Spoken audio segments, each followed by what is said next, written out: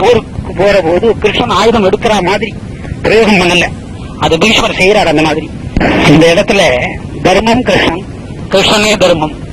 நீங்க எல்லாம் இப்ப தர்மத்தையே கேட்டுக்கிட்டே இருக்கிறீங்க, கிருஷ்ணனை பார்த்துக்கிட்டே இருக்கிறீங்க. உங்களை கிருஷ்ணன் பார்த்துக்கிட்டே இருக்கிறாரு, நீங்க தான் ஜெயிக்கிறீங்க. தர்மத்தை மறந்தது பீஷ்மர், அதர்மத்து பக்கம் நின்னது பீஷ்மர். ஆகவே பீஷ்மர் கடைசியில மாண்டு போகிற நிலை அர்ஜுனனால வருது. அதுக்கு அதிகமா உபயோகமா இருந்தது மகானுபாவன் கிருஷ்ணன். பகவத்கீதையை உண்டாக்கி நடத்தி கொடுத்த ஆள். நல்லவங்களுக்கு எப்போதுமே நன்மை நடக்கும். இது யாருமே யாருக்கும் சொல்ல வேண்டிய அவசியம் இல்லை. நன்மை வெற்றி அடையும். சிகண்டியை பார்த்த உடனே பீஷ்மர் போர் செய்யறத விட்டுறாரு. அப்புறம் அர்ஜுனால கொல்லப்படுறாங்க. அது கடைசி பின்னால போறது. இதுல என்ன எடுத்தோம்னாக்கா, இந்த படை ஜெயிச்சே ஆகணும். யாரோட படை? பாண்டவ படை. அது போர் வந்தே ஆகணும். இவங்க 2 பேரும் இந்த நேரத்துல சமரசமா போய்க்கலாம். யார் யாரு? எனக்கு ஊர் வேணா, நாடு வேணா, நகரம் வேணா, எதுவும் வேணா, நான் கொல்லாமையே விட்டுறோம், எனக்கு வேணாம்.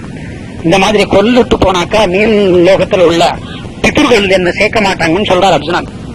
பித்ருகள் ஏன் சேர்க்க மாட்டாங்கன்னு சொல்றாங்கன்னாக்கா, பித்ருகள் இறந்துட்டாக்கா அவங்களுக்கு ஆகுதி பிண்டம், மாவு பிண்டம், ஜலம், இத 2 கூட இந்த மாதிரி ஆளால ஏத்துக்க மாட்டாங்க. அதனால நான் போர் செய்ய மாட்டேன், நரகத்துக்கு போக தயாரா இல்லைன்னு அர்ஜுனன் விளக்கமா சொல்றான். இருந்தாலும் போர் நடந்தே ஆகணும். காரணம் என்ன? தர்மம் ஜெயிக்கணும். அவங்க போரை துவக்கினாங்க, முதல்ல துவங்கினவங்க பக்கம் தோல்வியும் வரணும். ஆகியனால கிருஷ்ணன் ஒரு சின்ன விஷயத்த சொல்றார். இப்ப நீர் இங்க போர் செய்யாம விட்டுட்டா ஜாதி கலப்பு வந்துடும். ஜாதி கலப்பு எப்படின்னாக்கா, துஷ்டன் யார வேணாலும் மனைவியா எடுத்துப்பாங்க. அதனால என்ன வந்துடும்? ஜாதி கலவரம். ஜாதி கலவரம்னா சண்டைன்னு அர்த்தம் இல்லை. இப்ப இந்த மாதிரி சூழ்நிலைகளை வாழ விட்டுட்டா எந்த பெண்களை ஒன்னாலும் கற்பழிக்கிற நிலைமை வந்துடும். கற்பழிக்கிற நிலைமை கருணுட்டாக்கா அந்த குழந்தைக்கு எந்த ஜாதின்னு பேர் வைக்க முடியாது. அப்ப அந்த கற்புங்கிற நிலைமையை மாறி ஜாதிங்கிற வர்ணமே இல்லாத போடும். வர்ணம்ங்கிறது ஒரு குறிப்பிட்ட ஜாதியை குறிக்கிறது. ஆகியனால நீ இந்த யுத்தத்தை கட்டாயமா பண்ணி ஆகணும், நீ சோர்வு அடையக்கூடாது அப்படிங்கறத கிருஷ்ணன் சொல்றார். எதை பேஸ் பண்ணி சொல்றாருன்னா, குல தர்மத்தை பேஸ் பண்ணி சொல்றார். இந்த குல தர்மம் அப்படிங்கிறது 2த்தையும் சேராமே தர்மமும் அப்படிங்கிற ஒரு சொல்ல மட்டும் குலமா எடுத்துக்கணும், ஜாதி அல்ல. தர்மம் அப்படிங்கறதே நசிச்சு போச்சோம்னாக்கா அதுக்கு பிறகு நீங்க செஞ்சுக்கிட்டு இருக்கிற சத்தியம் வாக்கெல்லாம் போயிட்டு போகும். ஆகியனால நீ செய்யணும்னு சொல்றாரு, சண்டையை செய்யணும்ன்றார். இதுக்குள்ள கிருஷ்ணனுக்கு ஒரு சந்தேகம். நம்ம கிரகம், நம்ம உடல், நமக்குள்ள அவ்வளவு சக்தி, அவ்வளவு ஆன்மீகம், அவ்வளவு ஆண்மை அர்ஜுனனுக்கு கொடுத்து தன்னோட மகாசக்தியே அர்ஜுனனா வந்த போது கூட தெய்வம் சொல்ற வார்த்தையை கேட்க தடமாடுது. தர்மம் எங்கெங்க தடமாடுது பாருங்க. தர்மம் இருக்கிற பஞ்சபாண்டவர் அணியில கூட தர்மம் தடமாடுது. அப்ப கிருஷ்ணன் சொன்னதை கூட தான் மறந்து, தர்மத்தை மறந்து, யார பத்தி நினைச்சது? அர்ஜுனன் தன்னை பத்தி ஒருவனரை பத்தி தான் மறந்தாங்க. இந்த இடத்துல கிருஷ்ணனே தர்மத்தை நினைக்க வைக்கிறாரு. காரணம் என்ன? தர்மம் அவங்க ஆரம்பத்துல கடைப்பிடிச்சதுனாலே, தர்மம் அழிய வேண்டான்றதுனாலே கிருஷ்ணனே அந்த தர்மத்தை குல தர்மமா எடுத்து சொல்லி சண்டையை உண்டாக்குறார். இந்த காரணத்தினாலதானே சண்டை போடணும். இந்த மாதிரி குலம் வர்ணம் அழிஞ்சு போகும். இதுதான் கடைசி ஆவேசம். இந்த ஆவேசம், எங்க வீட்டை பத்தி இப்படி பேசிட்டியா, பார் என்ன பண்றேன், ஒரே எகிரி எகிரி எங்க போவாரு. ஆமா, அதனால கடைசி ஆயுதமா என்ன எடுத்தாருன்னாக்கா குல தர்மத்தை எடுத்தார் கிருஷ்ணன். இன்னும் ஒரு விஷயம் என்னன்னு கேட்டீங்கன்னா, இவங்களோட பாண்டவர்களோட கொடியிலே குரங்கு இருந்தது. பாண்டவரோட கொடியில் என்ன இருந்தது? குரங்கு இருந்தது. அதுவே ஒரு வெற்றிக்கு ஜெயம். இந்த குரங்கு போற இடமெல்லாம் ஜெயம் தாங்கோ. இன்னொரு இடத்துல எங்க குரங்கு இருந்தது? ராமாயண மகாகாவியத்துல ராமனோட சேர்க்கையாடுற போது சுந்தரகாண்டம் வந்ததுக்கு அப்புறம் தான் ராமாயணத்துல திருத்தமாகுது. குரங்கால ராமா அயனம் முடிஞ்சது. இங்க வெற்றிக்கு யார் நின்னது? ஒரு குரங்கு கொடி நின்று வெற்றி ஏற்படுத்து. தர்மம் ஒருவரும் இருந்தா இவ்வளவு நல்ல சகுனங்கள் வந்து சேரும். தீமை இருந்தா கெட்ட சகுனங்கள் வந்து சேரும். சகுனம்ங்கிறது இங்க ரெண்டு வகையா பிரிக்கிறது. சாதாரணமான காரியங்கள் பண்ற போது சகுனத்தை பார்க்கணும், நல்லது கெட்டது பார்க்கிற போது சகுன நிமித்தம் பார்க்கணும். காலையில பரீட்சைங்க, சகுனம் பார்த்து போறேன்னா என்ன ஆகும்? பரீட்சை முடிஞ்சு போய் இவர் டபுள் பாஸ் ஆயிடுவார். என்ன ஆயிடுவாரு? பெரிய பாஸ்ன்னு பேர். அந்த நேரத்துல சகுனம் பார்க்க கூடாது. எந்த நேரத்துல? பரீட்சைக்கு போற நேரத்துல சகுனம் பார்த்தா சரியா வருமா? சண்டைக்கு போற நேரத்துல என்ன பார்க்கப்படாது? இப்ப நான் சந்திரனை தட்டா அடிக்கிறேன்னு வச்சுக்கோங்க, குருவே குருவே அடி அடினா வாங்குவாரு. மனசுல திட்டிக்கிறே இருந்ததுக்கு அப்புறம் என்ன பண்ணுவாரு? படவா ஒரே குருவினா வேற பிளாட்டு. இது டபுள் பாஸ். சண்டைக்கு போற போதும் முக்கியமான காரியங்களுக்கு போகும்போதும் சகுன நிமித்தம் சரியானதல்ல. ஆக இப்ப நீ சகுனத்தை பார்க்க வேண்டாம், உடனே யுத்தத்தை ஆரம்பி. இவர் கேட்டாரோ? கேட்கவே இல்லை. இந்த சப்ஜெக்ட் மொத்தத்தையுமே சஞ்சயன் திருதராஷ்டிரனுக்கு சொன்னது முதல் யோகம் விஷாதி யோகம். விஷாதி யோகத்துல முதற் பகுதி போர்க்களம், போர்ப்படை, போர்ல இருந்த சேனாதிபதி இருதரத்தார சேர்ந்தது பாதி. மீதி கிருஷ்ணனுக்கும் அர்ஜுனனுக்கும் நடந்த உரையாடல். கிருஷ்ணன் கீதையே ஆரம்ப கட்டத்துல அர்ஜுனனுக்கு சொல்லி, அர்ஜுனனுக்கு உரையினால என்ன தடுமாற்றம் வந்தது, அந்த தடுமாற்றத்தை எப்படி நீக்கினார் அப்படிங்கறத பத்தி சமாச்சாரம்.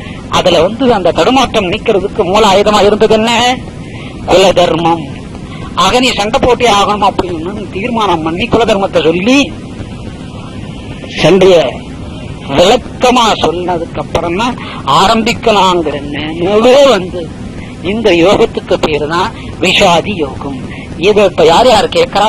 கிருஷ்ணன் கேட்கிறா, பஞ்சபாண்டவர் கேட்கிறா, தர்மம் கேட்கிறது, தெய்வம் கேட்கிறது, குல தர்மம் கேட்கிறது. இத்தனை பேரும் இதை கேட்கிறா. கருடாழ்வார் கேட்கிறார், ஸ்ரீமன் நாராயணனை சதா சேவிச்சுக்கிட்டே இருக்கிற ஜெய அனுமானம் கேட்கிறார். இப்ப இங்க தர்மம் வந்துடுத்து. இப்ப மொத்தம் என்ன வந்துருத்தீங்க? தர்மம். தர்மம்னா எவ்வளவு நேரம் கிருஷ்ணனை பத்தி சொல்லிக்கிட்டே இருந்தது. இந்த யோகத்துக்கு பேரே விஷாதி யோகம். இன்னும் 17 யோகம் இருக்குது. இதுதான் முதல் யோகம். இந்த யோகத்தை இன்னும் சாயந்தரம் வரைக்கும் பேசினா நீங்க எல்லாம் என்ன ஆயிடுவீங்க? கீழே விழுந்துருவீங்க. இதுக்கு பேர் தான் விஷாதி யோகம். 18 யோகத்துல சிறப்பான யோகம் 4 யோகம். ஞான யோகம், கர்மயோகம், ராஜயோகம், பக்தி யோகம். இந்த 4ல அதிவிசேஷமானது பக்தி யோகம். 18ல 4, 4ல 1 பக்தி யோகம். இந்த பக்தி யோகம் வர்ற போது அதை பத்தி பேசணும். இப்ப பேசி முடிச்சது என்ன யோகம்? விஷாதி யோகம். அதுல தலைவர் யாரு? கிருஷ்ணன். அதுல தெய்வம் யாரு? உங்க தெய்வம், அவர் தெய்வம், அவங்க தெய்வம், இவங்க தெய்வம், உங்களுக்கு எல்லாம் தெரிஞ்சதுதானே. இதுல கதாசிரியர் தெய்வம், தர்மம், குல தர்மத்தை காப்பாற்றுறது யாரு? கிருஷ்ணன். அதாவது உங்களோட கிருஷ்ணன், அதாவது இவங்களோட கிருஷ்ணன், அதாவது இந்த வீட்டுக்காரம்மாவோட கிருஷ்ணன், இந்த வீட்டுக்கு ஓனரம்மாவோட கிருஷ்ணன், எல்லாம் சேர்ந்து ஒட்டுமொத்தமா என்னோட கிருஷ்ணன். இதுக்கு பேரு தான் விஷாதி யோகம். அதாவது விஷாதி யோகம் அப்படிங்கிறது முதலில் சம்பந்தம், முதலில் ஆரம்பிக்கக்கூடிய சப்ஜெக்ட் இந்த விஷாதி யோகம். விஷாதி யோகத்துல அதிகமா மறைஞ்சிருக்கிற சமாச்சாரம் என்ன அப்படின்னாக்கா, மறைஞ்சிருக்கிற விஷயம் என்னன்னு கேட்டீங்கன்னா, பெண்ணோட சப்ஜெக்ட் இதுல மறைஞ்சிருக்கு. கிருஷ்ணன் தெய்வத்திலே ஆண் தெய்வமா ஆகிறார். கிருஷ்ணன் ஆண் தானே, சந்தேகம் ஒண்ணும் இல்லையா? கிருஷ்ணன் ஆண் தெய்வம். ஆனா இதுல மறைபொருளா மறைச்சு வச்சிருக்கிறது என்னன்னு கேட்டீங்கன்னா, பெண்ணோட தர்மத்தை பத்தி சொல்றாங்க. பெண்ணுக்கு முக்கியத்துவம் கொடுக்கிறார். பெண்ணுக்கு முக்கியத்துவம் கொடுக்கிறது அல்லாது அந்த பெண்ணோட கற்புக்கு முக்கியத்துவம் கொடுக்கிறார். விஷாதி யோகத்துல முதல் பகுதியில நம்ம புத்தக வாயிலா தெரிஞ்சுக்க முடியாத ஒரு சமாச்சாரம் இது. நீங்க புத்தக வாயிலா தெரிஞ்சுக்க கூடியது அந்த பாட்டு, அதுக்கு அர்த்தம் தான் தெரிஞ்சுக்க முடியும். இதுல என்ன விஷயம்னு கேட்டீங்கன்னா, ரொம்ப அழுத்தம் திருத்தமா பெண்ணோட கற்புக்கு முதல் இடத்தை கொடுக்கிறார். யாரோட கற்புக்கு? ஆமா, பெண்ணோட கற்புக்கு தான் முதல் தரத்தை கொடுத்து அவங்களை நிறுத்தி உட்கார வைக்கிறார் பெண்கள். பகவத்கீதையிலே யாருக்கு மிக முக்கியத்துவம் கொடுத்திருக்காரு? பெண்களுக்கு தான் முக்கியத்துவம் கொடுத்திருக்கிறார். அப்ப பெண்களுக்கு முக்கியத்துவம் கொடுக்கணும் அப்படின்னாக்கா பெண்களை எதோட சேர்க்கிறாரு? தெய்வத்தோட சேர்க்கிறார்.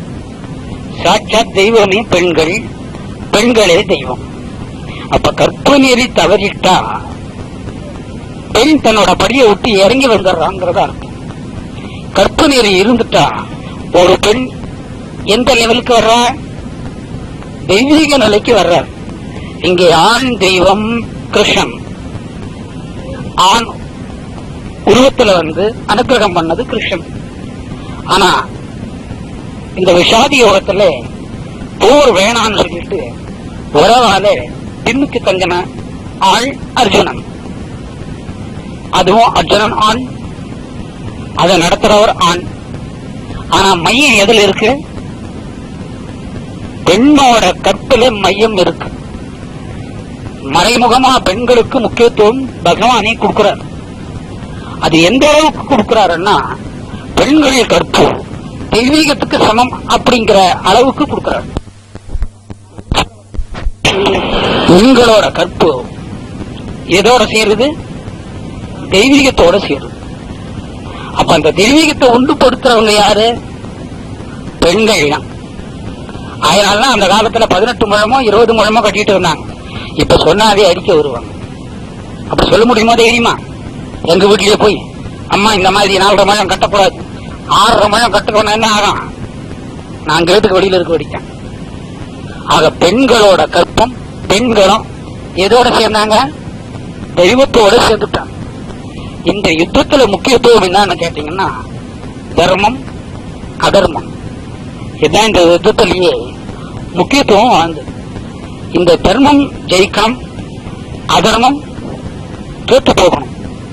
அதர்மத்தை எப்படி தோக்கடிக்க முடியும் அப்படின்னாக்கா அதுக்கு ஒரு சமயத்தையும் சந்தர்ப்பத்தையும் ஏற்படுத்தி கொடுத்தது மகாவிஷ்ணான கிருஷ்ணன். அதை எந்த பாவத்தை தேடிக்கிறாங்கன்னு சொன்னாக்கா கௌரவர்கள் யாரோட பாவத்தை தேடிக்கிட்டாங்க? ஆமா, திரௌபதியோட துகிலுறுப்புல வந்தது. எவ்வளவு வந்தது பிரச்சனை? நாடு நகரம் எல்லாம் எழுந்துட்டாங்க. ஆணுக்கும் மானம் இருக்கோ இல்லையோ தெரியாது. பெண்ணோட மானமும் கற்பம் இங்க முக்கியமா எடுத்து காட்டுறதுனால அந்த கதாபாத்திரத்துல உட்கார வச்சது திரௌபதி, உட்கார வச்சது கிருஷ்ணன். ஆக பெண்களுக்கு அவ்வளவு முக்கியத்துவமான நிலை உண்டு. அந்த தர்மத்தை காப்பாற்றக்கூடிய சக்தி யாருக்கு உண்டு? பெண்களுக்கு. அதனால நீங்க எல்லாமே ஒவ்வொருத்தருமே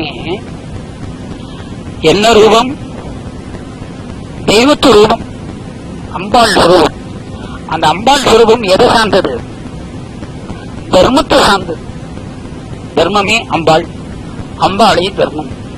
பஞ்சசேன சங்கு ஊதன காலத்துல போர்லே கிருஷ்ணன் ஊதுறார். இது ஏற்கனவே முன்னம சொல்லி இருக்கும். அந்த சங்கு ஊதனத்துக்கு அப்புறம் இவரோட மனையாள் யாரு? விஷ்ணுவோட மனையாள் லட்சுமி. அந்த லட்சுமி அந்த போர்க்களத்துக்கு சேர்றாங்க. பெண் தர்மம், பெண்ணோட கற்பு தர்மம், அது இல்லாம திரௌபதிய கதாபாத்திரமா வச்சா மட்டும் ஆகாதுங்கிறதுனால தன்னோட மனைவி, யாரோட மனைவி? விஷ்ணுவோட மனைவி லட்சுமியும் கொண்டு வந்துடுறான். அந்த சங்கு ஊதன உடனே எங்க வீட்டுக்காரர் கூப்பிடுறாருன்னு சொன்ன உடனே சில அம்மாங்க உடனே வந்துடும். சில அம்மாங்க வரவே வராது, இவருதான் எழுந்தே போவோம். ஒரு சங்கு ஊதன உடனே அந்த அம்மா போர்க்களத்தை நாடி வந்துட்டாங்க. யாரு? லட்சுமி. இப்ப எத்தனை பேரானாங்க? விஷ்ணு, லட்சுமி. கற்புக்குண்டானவங்க தர்ம தேவதை அங்க வந்து சேர்ந்துருப்போம். தர்ம தேவதை அங்க வந்து சேர்ந்த உடனே இந்த போர்க்களத்துல ஜெயம் விஜயமாகணும். அதனால என்ன லட்சுமி கூட வந்துட்டாங்க? ராஜலட்சுமி வந்துட்டாங்க. ராஜனுக்கு ஜெயம் வேணும், அதனால ராஜலட்சுமி போர்க்களத்துக்கு வந்துட்டாங்க. இப்ப எத்தனை லட்சுமி ஆச்சு? லட்சுமி, ராஜலட்சுமி.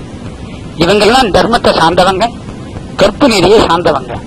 அதனால இந்த பஞ்சசாயன சங்கு மூலியமா இவா 2 பேரும் வந்துட்டான். இது அவங்களுக்கு ஒரு வெற்றிக்கு காரணம். யாருக்கு வெற்றிக்கு காரணம்? பாண்டவருக்கு வெற்றிக்கு காரணம். அடுத்து இந்த போர்க்களத்துல தடமாட்டம் ஆனதே, தர்மம் கூட தடமாட்டம் ஆகிறதுக்கு என்ன மூல காரணம்? சொந்தம், உறவு. இந்த உறவை முடி அடிக்கிறதுக்கு முதல்ல எந்த ஆயுதத்தை உபயோகம் பண்ணாரு பாருங்க. எந்த ஆயுதத்தை உபயோகிச்சாரு? என்ன ஆயுதத்தை உபயோகிச்சாரு? கற்புங்கிற குல தர்மத்தை ஆயுதமா உபயோகம் பண்ணாரு.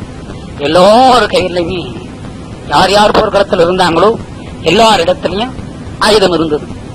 கிருஷ்ணன் இடத்துல ஆயுதம் இல்லை. ஒரே ஒரு ஆயுதம் இருந்தது அவர் இடத்துல கூட.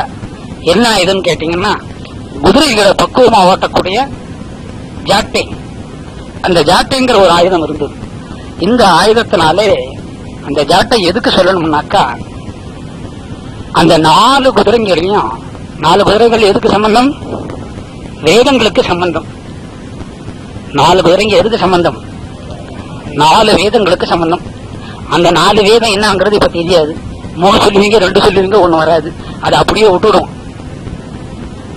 4 வேதங்கள் 4 குதிரை. அந்த 4 குதிரையும் வேதங்களுக்கு இருக்கக்கூடிய ஒரு அச்சாணி தான் அந்த ஜாட்டை. எதுக்கு ஆயுதமா வச்சுக்கிட்டாரு? போர்க்களத்துக்கு ஆயுதமா வச்சுக்கிட்டீங்க. வேதங்களுக்கு ஆயுதமா பகவான் கையில ஜாட்டை இருந்தது. அது கடைசி வரைக்கும் உபயோகப்படுத்தின ஒரே ஆயுதம் எது? ஜாட்டை. ஆனா நமக்கு விஷாதி யோகத்துல கண்ணுக்கு தெரியாம உபயோகப்படுத்தின ஜாட்டி எது? கற்புங்கிற குல தர்மம். இதுதான் பெரிய ஆயுதம். யார் உபயோகப்படுத்தினது? அர்ஜுனனை எழுப்பி உட்கார வைக்கிறதுக்கு என்ன மாதிரியான ஆயுதத்தை உபயோகப்படுத்தினாரு? குல தர்மம் அப்படிங்கிற ஆயுதத்தை கற்புங்கிற வர்ணனையில அதை உபயோகப்படுத்தி அர்ஜுனனை நிமித்தி உட்கார வச்சார். ஏன் நிமித்தி உட்கார வைக்கான்? திரௌபதியோட சத்தியம். திரௌபதி சத்தியம் பண்ணிட்டா இல்லையா? சத்தியம் எதை சார்ந்தது? தர்மத்தை சார்ந்தது. சத்தியமும் தர்மமும் எதை சார்ந்தது? தெய்வத்தை சார்ந்தது. தெய்வம் எதை சார்ந்தது? பெண்ணோட கற்பை சார்ந்தது. கற்பு எது சார்ந்தது? பெண்ணுக்கு சார்ந்தது. பெண்ணை சார்ந்தது கற்பு. அப்ப கற்போடு இருக்கிற ஒரு பெண் என்ன ஆகிறா? தெய்வமே அவள், அவளே தெய்வம். ஆக நீங்க எல்லாம் என்ன சுலபமாகறீங்க? அம்பாள் சுலபமாகறீங்க. இத கூட தைரியமா ஆம்பளைங்க தான் சொல்றாங்க. ஒரு பொம்பளையாவது ஒத்துக்குதா வைக்க? ஆக கற்புக்கு இப்படி ஒரு மகோன்னதமான உயிர் நாடி உண்டு. கண்ணுக்கு தெரியாத ஆயுதத்தை உபயோகப்படுத்தினது கிருஷ்ணன். இத்தனை பேரும் கண்ணுக்கு தெரிஞ்ச ஆயுதங்களை உபயோகப்படுத்திக்கிட்டு இருந்தாங்க. இந்த கற்புங்கிற ஆயுதத்தை முதல்ல உண்டாக்கி விட்டது யாரு? திரௌபதி இல்லையா? திரௌபதி மூலியமா தான் இப்ப கற்புங்கிறது தெளிவாகிறது. இந்த கற்புக்கு வில்லங்கம் வந்துருமோ அப்படிங்கிற ஒரு பயத்தினாலே கிருஷ்ணனை வேண்டிக்கிறாங்க. யார் வேண்டிக்கிறது? திரௌபதி. திரௌபதி வேண்டிக்கிறதுனால இப்ப திரௌபதிக்கு எப்படிங்க கற்பு வரும்? 5 பேர் ஆயிடுச்சு கணவன்மார்கள் அப்படிங்கிற உங்க நினைவுக்கு வரலாம். 5 பேருங்கிறது இங்க எதுக்கு உருவம் பண்ணிக்கணும்னாக்கா, நம்மோட புலன்கள் 5 இருக்குங்க. 5 அந்த 5 இயக்கக்கூடிய மகாசக்தி யாருக்கு உண்டு? ஒரு பெண்ணுக்கு உண்டு. எப்படி பண்ணுங்க அப்படின்னு கேட்டீங்கன்னா, உங்க மனதுல ஒரு ஆசை வருதுன்னா யார் கொடுக்குறா? பெண் தான் கொடுக்குறா. பாருங்க, குழந்தை பிறந்த உடனே எந்த விதமான பாஷை இல்லாம அழுவும் குழந்தை. என்ன பாஷையில அழுதுங்க? அம்மான்னு எந்த குழந்தையும் அழுவாதுங்க, குவான்னு அழுவுங்க. அம்மான்னு இப்ப யாரையும் அழுவது இல்லைங்க. அப்படியே அழுதா கூட கல்யாணமான சிக்கல் வந்துருதுங்க. அம்மான்னு அழவே விட மாட்டா அந்த பொம்பளை. யாரு? வந்த மனைவி. அவரும் ஒரு பொண்ணு, இவரும் ஒரு பொண்ணு. ஆக திரௌபதி தான் இதை எடுத்து கொடுக்குறாங்க. அந்த திரௌபதி அப்படிங்கிறது பஞ்சபூதங்களுக்கு மனமா இயக்குறாங்க. யாரு? திரௌபதி தான் மனம். அந்த மனதை இயக்கக்கூடியது யாரு? பஞ்சபூதத்தை இயக்கிறவங்க மனம். மனம் அப்படிங்கிறது திரௌபதி. அந்த மனதையும் இயக்கிறது யார்? பகவான் கிருஷ்ணன். ஆக இங்க கற்பு நெறி அவங்களுக்கு சாரும். கற்பு நெறி அவங்களுக்கு சாரும். சரி, கற்புங்கிறது என்னவா இருக்கும்? யோசனை பண்ணி பாருங்க. ஆண்களுக்கு கூட கற்பு உண்டுங்க. நினைவு ஆற்றல் கற்பை சார்ந்து. நினைக்கக்கூடிய ஆற்றல். நீங்க ஒரு விரதம் எடுக்கிறீங்க. இந்த மாசம் கார்த்திகை தீபம் வருதுங்க. வரும் இல்ல? கட்டாயமா வந்துதாங்க ஆகணும். இந்த கார்த்திகை தீபத்தை காலையில இருந்து சாரட்சி வரைக்கும் சாப்பிடாம இருந்து தீபம் வந்ததுக்கு அப்புறம் அந்த தீப தரிசனம் பண்ணிட்டு அதுக்கப்புறமா பெண்களும் ஆண்களும் சாப்பிடுறது இல்லையா? மனம் ஒரு பொருளை நினைக்கிறது. எந்த பொருளை நினைக்கிறது? ஜோதிய நினைக்கிறது. ஜோதி தீபத்தை நினைக்கிறது. தீபம் ஜோதி உண்டாக்குது. அந்த ஜோதியை நினைக்கக்கூடிய நினைவு தான் கற்புங்கிறது. ஆனா நம்ம மனம் எதை நாடி இருக்கு? ஏங்க மணி 5 ஆயிடுச்சுங்க, இன்னும் 1 மணி நேரங்க. எதை நினைக்கிறோம்? 6 மணியா நினைக்குது. 6 மணி ஆயிடுச்சுங்க, இன்னும் இந்த கோயில்ல தீபம் வைக்கிறீங்க, நீங்க சீக்கிரமா வச்சிருங்க. அப்ப அந்த நினைவு எதை சார்ந்து இருந்தது?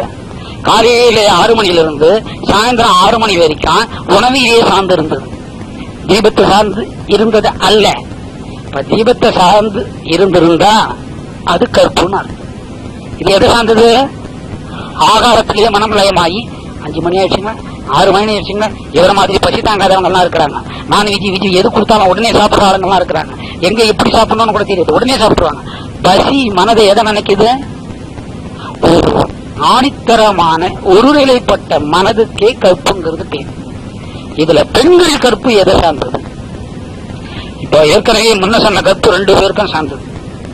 இப்போ ஒரு பெண் மனதை விரயம் பண்ணாம, எதை விரயம் பண்ணாம? மனோநிலையை விரயம் பண்ணாம அந்த மனசை கட்டி காப்பாற்றணும். எப்படி காப்பாற்றணும்? அழகை ரசிக்கிறதே அழகு. அழகு இருக்கு இல்லையா? அழகெல்லாம் உங்களுக்கு தெரியும். ஒரு ரோஜா மலரை எடுக்கிறீங்க, அப்ப எவ்வளவு நல்லா பார்த்து இருக்கு, எவ்வளவு அழகா இருக்கு, எத்தனை இதழ்கள் இருக்கு. இதை தரையில வச்சுக்கிறோம் அப்படிங்கிற சொல்றத ரசிக்கக்கூடிய தன்மை இல்லையா? இது யாருமே கற்புன்னு ஒத்துக்க மாட்டீங்க. ஒரு நபரை பார்த்து, யாரையோ ஒருத்தரை பாக்குறீங்க, மனதில் என்ன பண்றீங்க? எவ்வளவு அழகா இருக்காரு, எதால நினைக்கிறீங்க? மனதை கொண்டு அதுக்கு உங்க உடல் ஆதாரமா இருந்து வேற ஒரு உருவம், பெண்பால் இல்லாம ஆண்பாலை நினைக்கக்கூடிய சக்தி கொடுக்கிற போது என்ன போயிந்தே? கற்பு போயிந்தி. கற்புக்கு இவ்வளவு கடுமையான சோதனை, கடுமையான விரதம் உண்டு கற்பு. இப்படி இந்த கற்பை பாதுகாத்து வச்சுக்கக்கூடிய ஒரே சக்தி யாருக்கு உண்டு? பெண்களுக்கு மட்டும்தான் உண்டு. அடுத்த கால நினைச்சா கூட கற்பு போனதாவே அர்த்தம். இது ஆண்களுக்கு சொல்லவே இல்லை. அனுக்கிரக சக்தி, அனுக்கிரகத்தை கொடுக்கக்கூடியது, அனுக்கிரகம் பண்ணக்கூடியது எந்த தெய்வங்களுக்கு உண்டு? பெண் தெய்வங்களுக்கு தான் உண்டுங்க. பெண் தெய்வங்களுக்கு மகாசக்தி. உதாரணத்துக்கு இந்த கற்பை சீதையோட எடுத்துக்கிட்டு போறோம். சீதாதேவி யாரையுமே விரும்பாத அந்த அம்மையார் ஒரே ஒரு ஆடவனை தான் விரும்பினாங்க. யாரு? ராமனை. எப்படி விரும்பினாங்க? புஜங்களை பார்த்து விரும்பினாங்க. கண்ணை பார்த்து விரும்பினா கூட, கண்ணுக்கு கண் பார்த்து விரும்பும், அது காதல் அப்படிங்கறதுல போய் சேர்ந்துருங்க. இந்த இடத்துல காதலை அசிங்கமா எடுத்துக்க கூடாதுங்க. தெய்வத்தோட சேர்த்துக்கணும் அந்த காதலை. எதை பார்த்து விரும்பினாங்க? இத பார்த்தாங்களா? ஒரு ஆண் மகனுக்கு எந்த இடம் அழகு? அப்ப இதுக்கு என்ன பொருள்? இது வரைக்கும் ஒரு ஆடவனியம் கண்ணால பார்க்கலைங்கிற அர்த்தம். அப்பேற்பட்ட சீதா தேவிக்கு பின்னால என்ன பிரச்சனை வந்துருச்சு? தெய்வம்னா கூட கற்பா இருக்கணும். தெய்வத்துக்கு கூட இந்த இடத்துல கற்புங்கிற சோதனை உண்டு. இப்ப உங்க மனசுல ஒரு கேள்வி வரும், சீதா தேவிக்கு கற்பு உண்டா இல்லையா? அப்படி சீதா தேவி கற்புடையவளை இல்லைங்க. ராவணன் தூக்கிட்டு போயிட்டானே, பின்னாங்க மகாபாரதத்துல போய் இது வந்துருச்சேன்னு கேட்காதீங்க. இப்ப இதுல மையம் என்னன்னு கேட்டீங்கன்னா, பெண்கள் கற்பா இருந்தாவே எந்த விதமான யோகம், தியானம், ஜபம் எதுவுமே பண்ண வேண்டியதில்லை. யோகா கிளாஸ்க்கெல்லாம் கூட போக வேண்டியதில்லை. நீங்க கூப்பிட்டீங்கன்னா மழை வரும், நிக்க சொன்னா நின்றோம். உடனே வீட்டுக்கு போய் யாரும் அந்த மாதிரி பரீட்சை பண்ணி பார்க்காதீங்க, சிக்கலா போடும். ஒரு கால் மழை வந்தா கூட நிக்காது, நின்னாலும் மறுபடியும் வராது. அது ஒரு 10 வருஷத்துக்கு இடைஞ்சல் வந்துடும். பெண்களுக்கு அந்த மாதிரி ஒரு மகத்துவம் உண்டு. இது சீதா தேவி வாழ்க்கையில தெய்வமா இருந்தா கூட என்ன வலியுறுத்துறாங்க? கற்பு. சீதா தேவி கற்புடையவள். சரி, ராவணன் தூக்கிட்டு போயிட்டதா ஐதீகம். ஆனா ராவணன் தூக்கிட்டு போனது யார? சீதை அல்ல. ஆமா, வேதவதி தேவிக்குங்கிற ஆளதான் ஆயிஷ் போயிட்டாங்க. இவ்வளவு காலம் ராவணன் இடத்துல யாரு இருந்தது? அந்த அம்மா தான் இருந்தாங்க. அந்த அம்மா கேக்குறாங்க, எனக்கு ராவண கட்டிக்கணுங்கிற ஆசை உண்டு. அந்த ராவண கட்டிக்கக்கூடிய ஆசை இப்ப நிறைவேறாது. நான் ஸ்ரீமன் நாராயணனா, அதாவது வெங்கடாச்சலத்துல சீனிவாசனா வர்ற காலத்துல சீனிவாச பெருமாளா இருந்து பத்மாவதியும் லட்சுமியமா ஆகி உங்க 2 பேரையும் கல்யாணம் பண்ணிக்கிறேன். அப்ப சீதாதேவி கூட எதுக்கு பயந்தாங்க? கற்புக்கு பயந்தாங்க. இந்த இடத்துல உபயோகப்படுத்தக்கூடிய ஒரு ஆள், உபயோகமான ஆள் இந்த நாரதரால இந்த காரியங்கள் முடிஞ்சது. இப்ப கற்புங்கிறது ஒரு பெண்ணோட பெருமையை சொல்லக்கூடிய சமாச்சாரம். விஷாதி யோகத்துல முதல் பாகத்திலே என்ன வந்திருக்கோ, பகவானே மறைமுகமா தன்னோட கையில எந்த ஆயுதத்தை எடுத்தாரு? கற்புங்கிறத எடுத்துக்கிட்டாரு. என்னங்க இதுவே திருப்பி திருப்பி சொல்லிக்கிட்டு இருக்கீங்க, ரொம்ப கஷ்டமா இருக்குது, நாங்க கொஞ்சம் வெளியில போகட்டுமா அப்படின்னு. இதுல கல்யாணமானவர்களுக்கு கற்பை காப்பாற்றக்கூடிய ஒரு மகோன்னதமான வழி என்னன்னு கேட்டீங்கன்னா, இப்ப நான் சொல்ல போறது காலத்துக்கெல்லாம் ஒத்து வராதுங்க. வீட்டுக்கார எழுந்துக்கிறதுக்கு முன்ன எழுந்து, இதுவே முதல் தப்பு சொல்றது. முன்ன குளிச்சு, அதுக்கப்புறம் அடுப்ப பத்த வச்சு, காலையில எழுந்து பால் பொங்கி, பால் தான் முதல்ல காய்ச்சணும். இப்பெல்லாம் அர்ஜென்டா வேலைக்கு போறவங்க என்னென்ன சொல்ல சண்டையே வந்துடும், இந்த வாசகத்துக்கு சண்டை வந்துடும். அதுக்கப்புறம் வீட்டுக்கார படுத்துட்டு இருக்கிற திசையா பார்த்து அவர் காலை தொட்டு நமஸ்காரம் பண்ணி, இதெல்லாம் அவர் கதியா?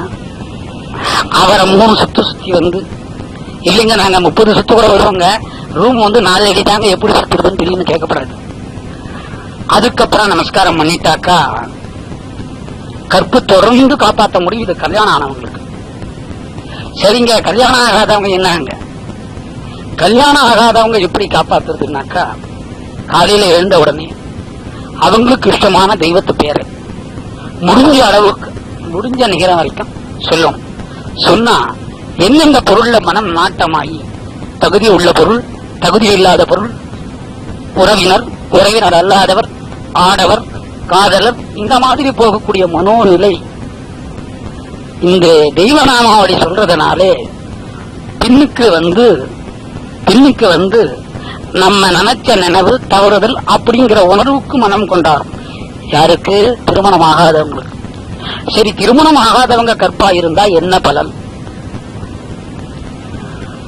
இப்படித்தான் வாழ்க்கை அமையணும்னு நினைக்கிறவாளுக்கு, சரிங்க இந்த மாதிரி வீட்டுக்காரன் வந்தா போதும், இந்த மாதிரி இருந்தா போதும் ஓரளவுக்கு நினைக்கிறாரே, அந்த மாதிரி நினைவை காட்டிலையும் 1000 மடங்கு உத்தமமான வீட்டுக்காரன் அமைவார்.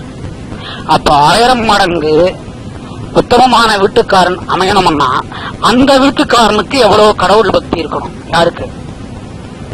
இல்லையா? ஆனா கடவுள் பக்தி இருக்க வேண்டாம், எவ்வளவு தர்மத்தை கடைப்பிடிக்கணும். தர்மத்தை கடைப்பிடிச்சா தான் நல்ல மனைவி வரும், நல்ல நினைவு இருந்தா தான் நல்ல மனைவி வரும். பொதுவா எல்லாமே பால்யத்திலே மனசாலே தவறுகள் பண்ணக்கூடியவங்க உண்டு. எல்லா ஜீவராசிகளும்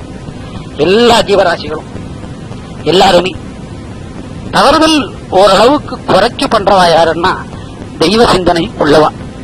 ஏன்னா தெய்வம் தர்மத்தை சார்ந்தது, தர்மமே தெய்வத்தை சார்ந்தது. ஆனால்தான் பிராமணனுக்கு முதல் இடம் கொடுத்திருக்கு.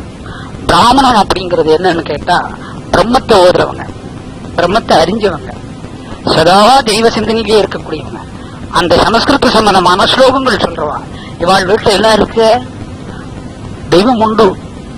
அதனால அந்த ஜாதி வசந்ததல்ல, இங்கே ஜாதி இல்லை, ஜாதிங்கிறது ரெண்டே ரெண்டு தான். என்ன கிடையாது? தர்மம் அதர்மம். அடுத்தது ஆண் பெண். ஆண் ஜாதினா சும்மாட்டுறாங்க. நீங்க பக்கத்துல யாருக்கிட்ட உட்காந்து பொன் ஜாதின்னா யுத்தம் வந்து யாரை பார்த்து சொன்னேன்? கல்யாணம் ஆனவங்களுக்கு தான் கற்ப சம்பந்தமான விவகாரங்களை காப்பாத்திக்கிறதுக்கு சுலபமான வழி. வீட்டுக்கார் 2 கண்ணையும் மூடிக்கணும். தூங்கிட்டு இருக்கு போறாரு இல்லையா? அவர் சுத்துன்னு சொல்ல போறாரா? நீங்க சுத்தினீங்கன்னா என்னென்ன கேப்பீங்களா? போய் ஒண்ணு இல்லைங்க, அந்த கடையில் இந்த புடவை இருக்குதுங்க, இந்த கடையில் இந்த நகை இருக்குதுங்க. ஒரு பொம்பளை ஒரு ஆம்பளை வந்து தைரியமா தெருவில் இட்டு போக முடியலையா? வர்றதுக்குள்ள மயக்கமே வந்து என்னமோ கையில எடுத்துன்னு வந்துடுறாங்க. அந்த மனுஷன் தூங்கிட்டு இருக்க போறான். நீங்க தூங்குற போதுதான் சுத்த சொல்லி இருக்கிறாங்க. ஏன் அப்ப கூட இந்த ஆம்பளை இளைஞர் பண்ணுவான்னு அர்த்தம். சுத்த கூடாம இளைஞர் பண்ணுவான் யாரு? தூங்குற ஆம்பளை. இது எளிமையான வழி. யாருக்கு? பெண்களுக்கு. அப்ப கற்பை காப்பாத்திக்கிறது எவ்வளவு எளிமை பாருங்க. அப்படி காப்பாத்திக்கிட்டா என்ன வந்துருது? அந்த இடத்துல மகானுபவன் கிருஷ்ணன் வந்துடுறாரு. கிருஷ்ணன் வந்துட்டாவே, கிருஷ்ணன் அப்படிங்கிறது இல்ல, உடனே ஒரு கிறிஸ்தவன் எழுந்து இல்லைங்க எங்களுக்கு கண்ணன் பிடிக்காதுங்க, ஜீசஸ் தான் பிடிக்கும்னா அங்க ஜீசஸ் வந்துடுறாரு. உடனே இன்னொருத்தர் எழுந்து இல்லைங்க ரெண்டுமே பிடிக்காதுங்க, எங்களுக்கு வந்து நபிகள் நாயகன் பிடிக்கும்னா அவர் வந்துடுறாரு. அவளோட இஷ்ட தேவதை எந்த ரூபத்தில் இருக்குது? கடவுள் ரூபத்தில். இந்த மாதிரி கொலை போடுற கற்புங்கிற தர்ம ரூபத்தில் இருக்குது. இதுக்கு ஜாதி மதம் பேதம் இனம் மொழி இல்லை. இதுக்கு எதுவுமே கிடையாது. அதனால தெய்வத்தை நினைக்கக்கூடிய சிந்தனை, தெய்வத்தை நினைக்கக்கூடிய பாங்கு, தெய்வத்தோட மனம் ஒன்றி வைக்கக்கூடிய சமாச்சாரம் யாருக்கு அதிகமா உண்டு? பெண்களுக்கு தான் உண்டு. இதுல கூட கிருஷ்ண பரமாத்மாவே பெண்களுக்கு தான் முதல் இடத்தை கொடுத்து விஷாதி யோகத்தை மேல கொண்டு போறார். இப்ப ஆரம்பமே யார் மூலியமா? பஞ்சபாண்டவர்கள் எல்லாம் தூத்துட்டாங்க. இருக்கிறது ஒன்னே ஒண்ணு, யாரு? திரௌபதி. அதையும் வச்சுட்டாங்க. ராஜாவுக்கு அந்த உரிமை உண்டு. யாருக்கு? ஆமா, தர்மபுத்தனுக்கு அந்த உரிமை உண்டு. ஆனா கற்ப வைக்கல இல்லையோ, அதை தாய்பாசல் ஆட முடியாது. அதை வைக்காதனால அந்த அம்மா அந்த ஒண்ணுத்தை காப்பாத்திக்கினாங்க. எதை காப்பாத்திக்கிட்டாங்க? யார் மூலியமா காப்பாத்திக்கிட்டாங்க? கிருஷ்ணன் மூலியமா காப்பாத்திக்கிட்டாங்க. எப்படி காப்பாத்திக்கிட்டாங்க? கிருஷ்ணான்னு மனமுருகி உடல் மறந்து. எப்படி உடலை மறந்தாங்க? இடுப்புக்கு கீழே துணி போனது, கையால பிடிச்சுக்கிட்டாங்க. அந்த 1 ரவுண்டு 2 ரவுண்டு 3 ரவுண்டு 4 ரவுண்டு போயிடுத்து, 5 ரவுண்டு கூட போயிடுத்து. இப்பெல்லாம் ஒரே ரவுண்டு தான் துணி, மீதி ரவுண்டு இருதயத்துக்கு மேல போகுது. அப்பெல்லாம் எத்தனையோ ரவுண்டு. இந்த ரவுண்டு வரைக்கும் அவங்க காப்பாத்திட்டு, அதுக்கப்புறம் துணி நம்ம கைக்கு இன்னும் இல்லைங்கிற போது யார நினைச்சாங்க? கிருஷ்ணனை நினைச்சாங்க. அந்த நேரத்துல கூட தெய்வம் சோதனை கொடுத்துதான் வந்தது. நம்மளோட தங்க உறவின உறவாச்சைங்கிறதுனால உடனே வந்துடல. எப்ப வந்தது? துணி மொத்தம் போகிற போது அப்பதான் வந்து தர்மத்தை கற்ப காப்பாத்துறாரு. அது கூட எப்படி காப்பாத்துறாரு? அந்த காலத்துல 18 முழமா 19 முழமா எத்தனை முழம்? 16 முழமா. 16 முழம் சீலைய 1 லட்சம் சீலையை கொடுத்தாராம். உடனே நம்மால் எப்படிங்க உங்களுக்கு தெரியும்? நீங்க இருந்தீங்களா? இல்லைங்களா?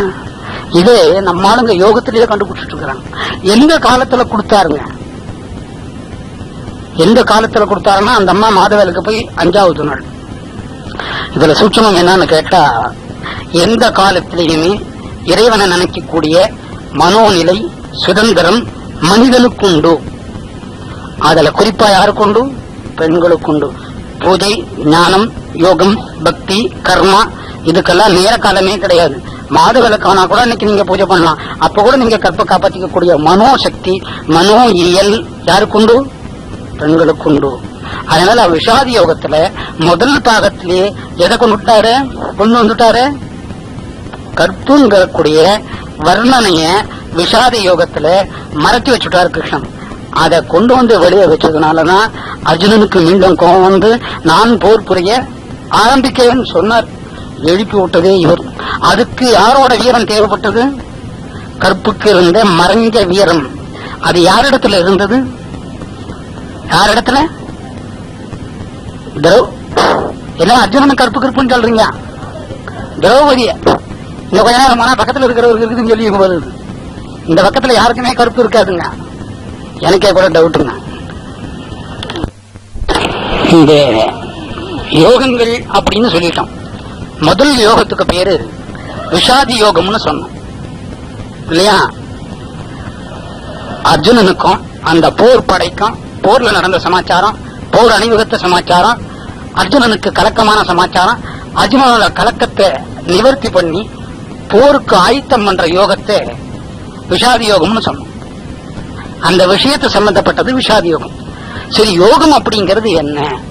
யோகம் யோகம்னா என்ன? நானே ஒரு யோகம் அப்படிங்கிறது இறைவனை கண்டுபிடிக்கிறதுக்கு ஒரு சூத்திரமா அமைகிறது யோகம். அடுத்த மாசம் ஒரு 30 லட்சம் ரூபாய் கார், இன்னும் கொஞ்சம் கூட தான் வச்சுக்கோம் என்னையா, அந்த மாதிரி ஒரு கார்ல போற போது என்ன நினைப்பீங்க? நேற்று அவளுண்டு ஒரு டேப் ரெக்கார்டரை வச்சுக்கிட்டு இந்த கருப்பு கருப்புன்னு சொன்னாரு, இன்னைக்கு விரிஞ்சனா கேதியானாரு. பாக்கியா, அற்புதமான கார்ல போறாரு. அந்த காருக்கு கண்ணாடிக்கு உள்ள இருக்கிறது யாருன்னு தெரியல, ஆனா சாமி தான் போறவன் ஜனங்க சொல்றாரு. இவருக்கு யோகத்தை பாத்தீங்களான்னு சொல்லுவீங்க. அதுக்கு பேர் யோகம் அல்ல. யோகம் அப்படின்னா என்னன்னு கேட்டீங்கன்னா, யோகமே கிருஷ்ணன், கிருஷ்ணனே யோகம். யோகத்தை அறிஞ்சவங்க கிருஷ்ணன் அறிஞ்ச மாதிரி, கிருஷ்ணனை அறிஞ்சவங்க யோகத்தை கண்டு கொண்டா மாதிரி. இதுவே யோகம். இப்ப நீங்க எல்லாமே யோகம் பண்ணிட்டு இருக்கீங்க, நீங்க எல்லாமே யோகம் பண்ணிட்டு இருக்கிறீங்க. என்னங்க இது வரைக்கும் சொன்னதே புரியல, இப்ப சொல்றது சுத்தமா புரியல அப்படின்னா யோகம்னா என்ன அர்த்தம்னு கேட்டீங்கன்னா, உங்களுக்கு தெரிஞ்சோ தெரியாமையோ மூச்சு காத்த உள்ளுக்கும் வெளியுக்கும் விடுறீங்க. என்ன டவுட்டா பாக்குறீங்க? காத்து எல்லா உடம்புலையும் ஓடுது. மூச்சு வழியா போற காத்த சொல்றங்க, வேற வழியா போற காத்தெல்லாம் சொல்லல. உடனே பக்கத்துல இருக்கவங்க போட்டீங்க அந்த தான் விட்டாரு போகுது, ஒரே நாத்து அடிக்குதுங்க அப்படின்னா நினைக்கப்படாதுங்க. இது மூச்சு வழியா போற காத்து, நாசி துவாரம். இந்த காத்த உள்ள இழுத்து மறுபடியும் வெளியே விடுறது யோகம்னு பேர். எது இந்த யோகம்? பாருங்க, நீங்க நித்திரை பண்ற போது கூட அது பாடு ஓடிட்டு, சண்டைக்கு போச்ச அது பாடு ஓடு, வீட்டுக்காரன வந்ததும் வராததும் விந்ததும் வேகனமா தட்டுறீங்க. அப்ப என்ன பண்ணுது? அந்த மூச்சு காத்து போய்கிட்டே இருக்குங்க. ஒரு நல்ல சந்தோஷமான காரியங்களை கேட்கறீங்க, அப்ப என்ன நினைக்குது?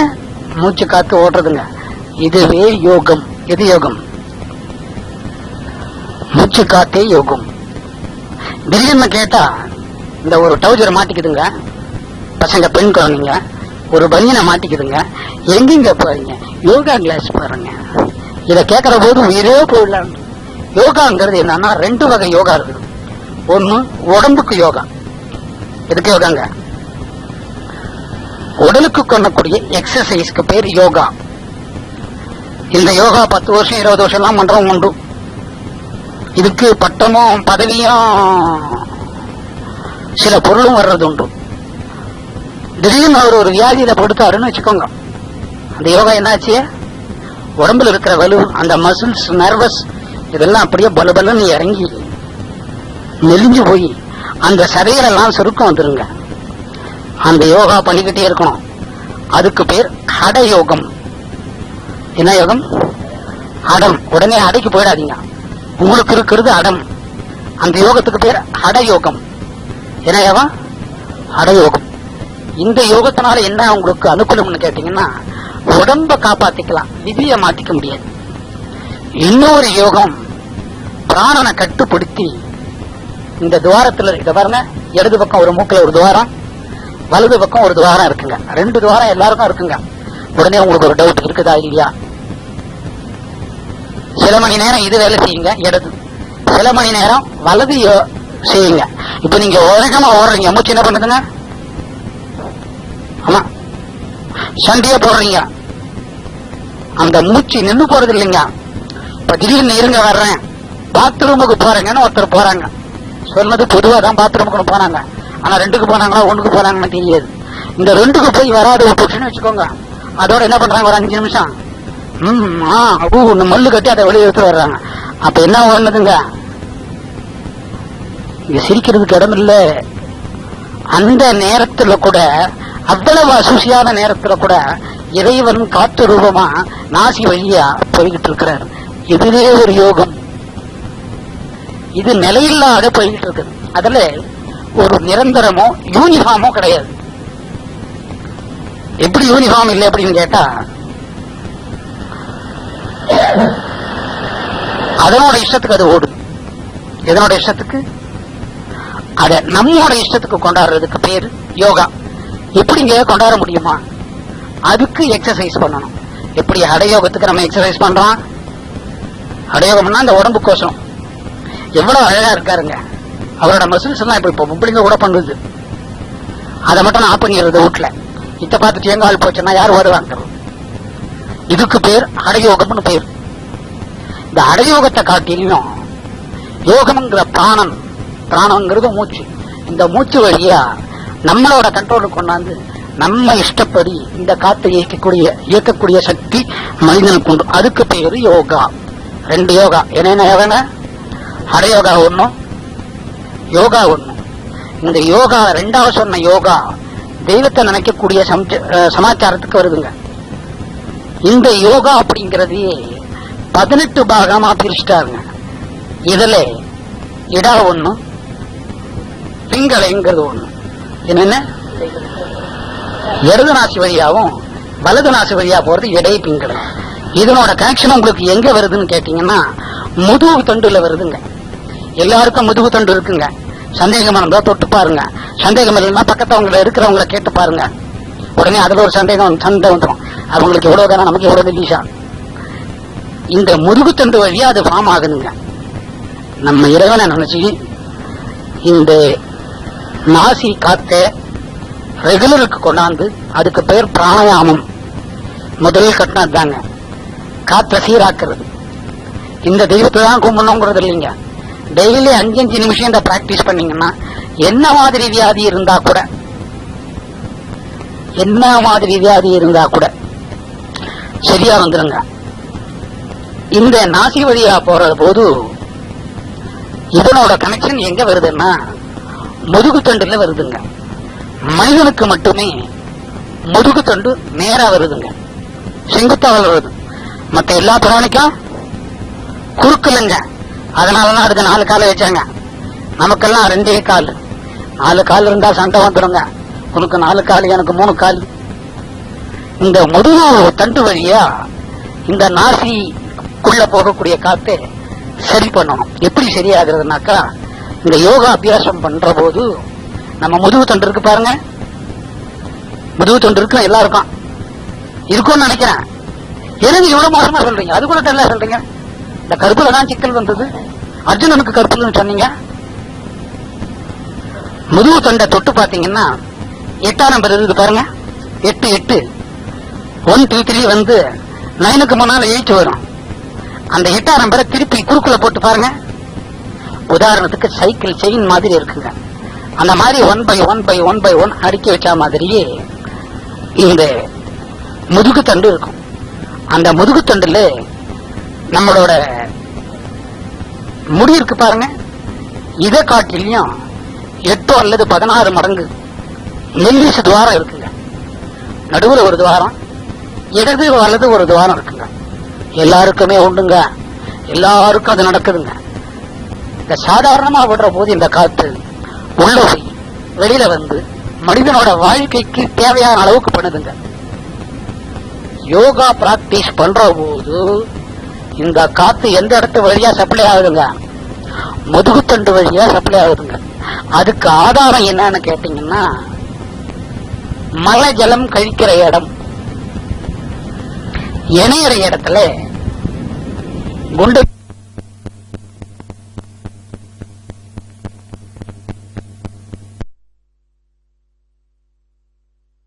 தவறுதல் அப்படிங்கிற உணர்வுக்கு மனம் கொண்டாடும். யாருக்கு? திருமணம் ஆகாதவங்களுக்கு. சரி, திருமணம் ஆகாதவங்க கற்பா இருந்தா என்ன பலன்? இப்படித்தான் வாழ்க்கை அமையணும்னு நினைக்கிறவாளுக்கு சரிங்க இந்த மாதிரி வீட்டுக்காரன் வந்தா போதும், இந்த மாதிரி இருந்தா போதும் ஓரளவுக்கு நினைக்கிறாரே, அந்த மாதிரி நினைவை காட்டிலையும் 1000 மடங்கு உத்தமமான வீட்டுக்காரன் அமைவார். அப்ப 1000 மடங்கு உத்தமமான வீட்டுக்காரன் அமையணும்னா அந்த வீட்டுக்காரனுக்கு எவ்வளவு கடவுள் பக்தி இருக்கணும்? யாருக்கு? இல்லையா? ஆனா கடவுள் பக்தி இருக்க வேண்டாம், எவ்வளவு தர்மத்தை கடைப்பிடிக்கணும். தர்மத்தை கடைப்பிடிச்சாதான் நல்ல மனைவி வரும், நல்ல நினைவு இருந்தா தான் நல்ல மனைவி வரும். பொதுவா எல்லாமே பால்யத்திலே மனசாலே தவறுதல் பண்ணக்கூடியவங்க உண்டு. எல்லா ஜீவராசிகளும் எல்லாருமே தவறுதல் ஓரளவுக்கு குறைச்சு பண்றவா யாருன்னா தெய்வ சிந்தனை உள்ளவா. ஏன்னா தெய்வம் தர்மத்தை சார்ந்தது, தர்மமே தெய்வத்தை சார்ந்தது. ஆனால்தான் பிராமணனுக்கு முதல் இடம் கொடுத்திருக்கு. பிராமணன் அப்படிங்கிறது என்னன்னு கேட்டா பிரம்மத்தை ஓதுறவங்க, பிரம்மத்தை அறிஞ்சவங்க, சதா தெய்வ சிந்தனையிலேயே இருக்கக்கூடியவங்க. அந்த சமஸ்கிருத சம்பந்தமான ஸ்லோகங்கள் சொல்றவா.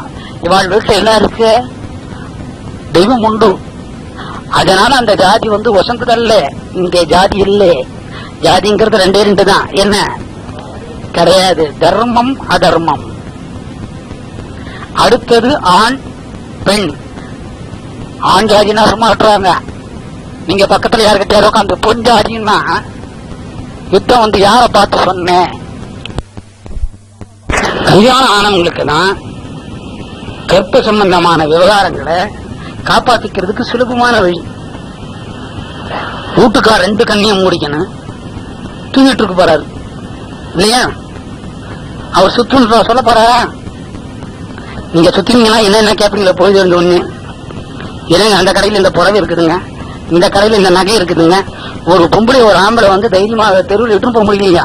வர்றதுக்குள்ள மயக்கமே என்னமோ கையில எடுத்துன்னு வந்துடுறாங்க. அந்த மனுஷன் தூங்கிட்டு இருக்க போறான். நீங்க தூங்குற போதுதான் சுத்த சொல்லி இருக்கிறாங்க. ஏன்? அப்ப கூட இந்த ஆம்பளை இடைஞ்சல் பண்ணுவான்னு அர்த்தம். சுத்த விடாம இடைஞ்சல் பண்ணுவான். யாரு? தூங்குற ஆம்பளை. இது எளிமையான வழி. யாருக்கு? பெண்களுக்கு. அப்ப கற்பை காப்பாத்திக்கிறது எவ்வளவு எளிமை பாருங்க. அப்படி காப்பாத்திக்கிட்டா என்ன வந்துருது? அந்த இடத்துல மகானுபவன் கிருஷ்ணன் வந்துடுறாரு. கிருஷ்ணன் வந்துட்டாவே, கிருஷ்ணன் அப்படிங்கிறது இல்ல, உடனே ஒரு கிறிஸ்தவன் இணைந்து இல்லைங்க எங்களுக்கு கண்ணன் பிடிக்காதுங்க, ஜீசஸ் தான் பிடிக்கும்னா அங்க ஜீசஸ் வந்துடுறாரு. உடனே இன்னொருத்தர் இருந்து இல்லைங்க 2மே பிடிக்காதுங்க, எங்களுக்கு நபிகள் நாயகன் பிடிக்கும்னா அவர் வந்துடுறாரு. அவளோட இஷ்ட தேவதை எந்த ரூபத்தில் இருக்குது? கடவுள் ரூபத்தில். இந்த மாதிரி கோயில் போடுற கற்புங்கிற தர்ம ரூபத்தில் இருக்குது. இதுக்கு ஜாதி மதம் பேதம் இனம் மொழி இல்லை, இதுக்கு எதுவுமே கிடையாது. அதனால தெய்வத்தை நினைக்கக்கூடிய சிந்தனை, தெய்வத்தை நினைக்கக்கூடிய பாங்கு, தெய்வத்தோட மனம் ஒன்றிவிக்கக்கூடிய சமாச்சாரம் யாருக்கு அதிகமா உண்டு? பெண்களுக்கு தான் உண்டு. இதுல கூட கிருஷ்ண பரமாத்மாவே பெண்களுக்கு தான் முதல் இடத்தை கொடுத்து விஷாதி யோகத்தை மேல கொண்டு போறார். இப்ப ஆரம்பமே யார் மூலியமா? பஞ்சபாண்டவர்கள் எல்லாம் தூத்துட்டாங்க. இருக்கிறது ஒன்னே ஒண்ணு, யாரு? திரௌபதி. அதையும் வச்சுட்டாங்க. ராஜாவுக்கு அந்த உரிமை உண்டு. யாருக்கு? ஆமா, தர்மபுத்தனுக்கு அந்த உரிமை உண்டு. ஆனா கற்ப வைக்கல இல்லையோ, அதை தாய்பாசல் ஆட முடியாது. அதை வைக்காதனால அந்த அம்மா அந்த ஒண்ணுத்தை காப்பாத்திக்கினாங்க. எதை காப்பாத்திக்கிட்டாங்க? யார் மூலியமா காப்பாத்திக்கிட்டாங்க? கிருஷ்ணன் மூலியமா காப்பாத்திக்கிட்டாங்க. எப்படி காப்பாத்திக்கிட்டாங்க? கிருஷ்ணான்னு மனமுருகி உடல் மறந்து. எப்படி உடலை மறந்தாங்க? இடுப்புக்கு கீழே துணி போனது, கையால பிடிச்சுக்கிட்டாங்க. அந்த 1 ரவுண்டு 2 ரவுண்டு 3 ரவுண்டு 4 ரவுண்டு போயிடுத்து, 5 ரவுண்டு கூட போயிடுத்து. இப்பெல்லாம் ஒரே ரவுண்டு தான் துணி, மீதி ரவுண்டு இருதயத்துக்கு மேல போகுது. அப்பெல்லாம் எத்தனையோ ரவுண்டு. இந்த ரவுண்டு வரைக்கும் அவங்க காப்பாத்திட்டு, அதுக்கப்புறம் துணி நம்ம கைக்கு இன்னும் இல்லைங்கிற போது யார நினைச்சாங்க? கிருஷ்ணனை நினைச்சாங்க. அந்த நேரத்துல கூட தெய்வம் சோதனை கொடுத்துதான் வந்தது. நம்மளோட தங்க உறவின உறவாச்சிங்கிறதுனால உடனே வந்துடல. எப்ப வந்தது? துணி மொத்தம் போகிற போது அப்பதான் தர்மத்தை கற்ப காப்பாத்துறாரு. அது கூட எப்படி காப்பாத்துறாரு? அந்த காலத்துல 18 முழமா 19 முழமா, எத்தனை முழம்? 16 முழமா. 16 முழம் சீலைய 1 லட்சம் சீலையை கொடுத்தாராம். உடனே நம்மால் எப்படிங்க உங்களுக்கு தெரியும்? நீங்க இருந்தீங்களா? இல்லைங்களா? இது நம்ம ஆளுங்க யோகத்திலேயே கண்டுபிடிச்சிட்டு இருக்கிறாங்க. எந்த காலத்துல கொடுத்தாருங்க? எந்த காலத்துல கொடுத்தாருன்னா அந்த அம்மா மாதவேலுக்கு போய் 5வது நாள். இதுல சூட்சமம் என்னன்னு கேட்டா, எந்த காலத்திலையுமே இறைவனை நினைக்கக்கூடிய மனோநிலை சுதந்திரம் மனிதனுக்குண்டு. அதுல குறிப்பா யாருக்குண்டு? பெண்களுக்குண்டு. பூஜை, ஞானம், யோகம், பக்தி, கர்மா இதுக்கெல்லாம் நேர காலமே கிடையாது. மாதவிலக்கானா கூட இன்னைக்கு நீங்க பூஜை பண்ணலாம். அப்ப கூட நீங்க கற்ப காப்பாற்றிக்கக்கூடிய மனோசக்தி, மனோ இயல் யாருக்குண்டு? பெண்களுக்குண்டு. அதனால விஷாதி யோகத்துல முதல் பாகத்திலேயே எதை கொண்டு வந்துட்டாரு? கற்புங்கக்கூடிய வர்ணனைய விஷாதி யோகத்துல மறைச்சு வச்சுட்டாரு கிருஷ்ணன். அதை கொண்டு வந்து வெளியே வச்சதுனாலதான் அர்ஜுனனுக்கு மீண்டும் கோபம் வந்து நான் போர் புரிய ஆரம்பிக்கிறேன்னு சொன்னார். எழுப்பி விட்டதே இவர். அதுக்கு யாரோட வீரம் தேவைப்பட்டது? கற்புக்கு இருந்த மறைஞ்ச வீரம். அது யாரிடத்துல இருந்தது? யாரிடத்துல? என்ன அர்ஜுனன் கற்புன்னு சொல்றீங்க? திரௌபதிய இந்த கொஞ்ச நேரம் பக்கத்துல இருக்கிறவருக்கு இருக்குதுன்னு சொல்லி வருது. இந்த பக்கத்துல யாருக்குமே கருப்பு இருக்காதுங்க. எனக்கே கூட டவுட்டுங்க.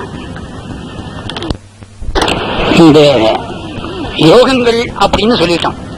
முதல் யோகத்துக்கு பேரு விஷாதி யோகம்னு சொன்னோம் இல்லையா? அர்ஜுனனுக்கும் அந்த போர் படைக்கும், போர்ல நடந்த சமாச்சாரம், போர் அணிவகுத்த சமாச்சாரம், அர்ஜுனனுக்கு கலக்கமான சமாச்சாரம், அர்ஜுனனோட கலக்கத்தை நிவர்த்தி பண்ணி போருக்கு ஆயத்தம் பண்ற யோகத்தை விஷாதி யோகம்னு சொன்னோம். அந்த விஷயத்தை சம்பந்தப்பட்டது விஷாதி யோகம். சரி, யோகம் அப்படிங்கிறது என்ன? யோகம்னா என்ன? நானே ஒரு யோகம் அப்படிங்கிறது இறைவனை கண்டுபிடிக்கிறதுக்கு ஒரு சூத்திரமா அமைகிறது யோகம். அடுத்த மாசம் ஒரு 30 லட்சம் ரூபாய் கார், இன்னும் கொஞ்சம் கூட தான் வச்சுக்கோம் என்னையா. அந்த மாதிரி ஒரு கார்ல போற போது என்ன நினைப்பீங்க? நேற்று அவளுண்டு ஒரு டேப் ரெக்கார்டரை வச்சுக்கிட்டு இந்த கற்புன்னு சொன்னாரு, இன்னைக்கு வில்லுனா கேதியானாரு. பாத்தியா, அற்புதமான கார்ல போறாரு. அந்த காருக்கு கண்ணாடிக்கு உள்ள இருக்கிறது யாருன்னு தெரியலையே, ஆனா சாமி தான் போறவன் ஜனங்க சொல்றாரு. இவருக்கு யோகத்தை பாத்தீங்களான்னு சொல்லுவீங்க. அதுக்கு பேர் யோகம் அல்ல. யோகம் அப்படின்னா என்னன்னு கேட்டீங்கன்னா, யோகமே கிருஷ்ணன், கிருஷ்ணனே யோகம். யோகத்தை அறிஞ்சவங்க கிருஷ்ணன் அறிஞ்ச மாதிரி, கிருஷ்ணனை அறிஞ்சவங்க யோகத்தை கண்டு கொண்டா மாதிரி. இதுவே யோகம். இப்ப நீங்க எல்லாமே யோகம் பண்ணிட்டு இருக்கீங்க.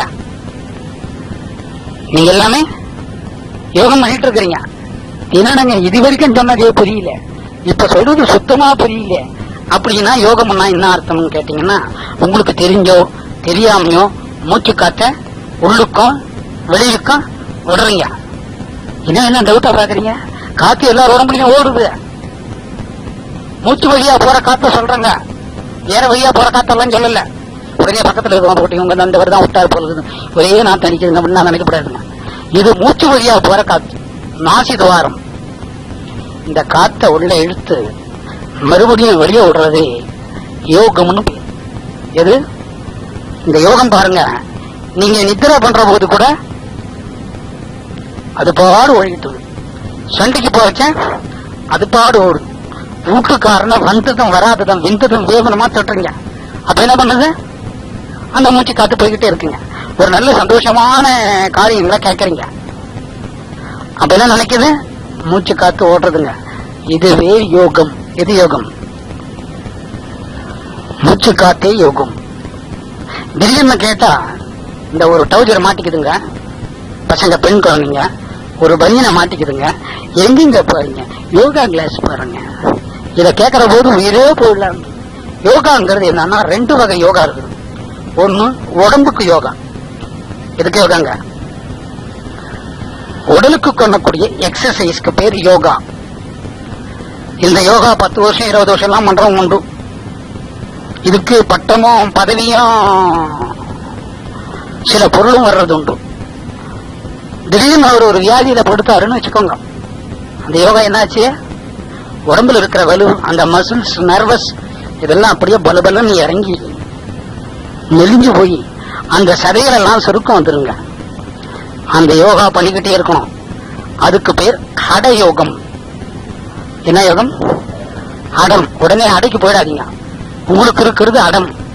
அந்த யோகத்துக்கு பேர் ஹடயோகம். என்ன யோகம்? ஹடயோகம்.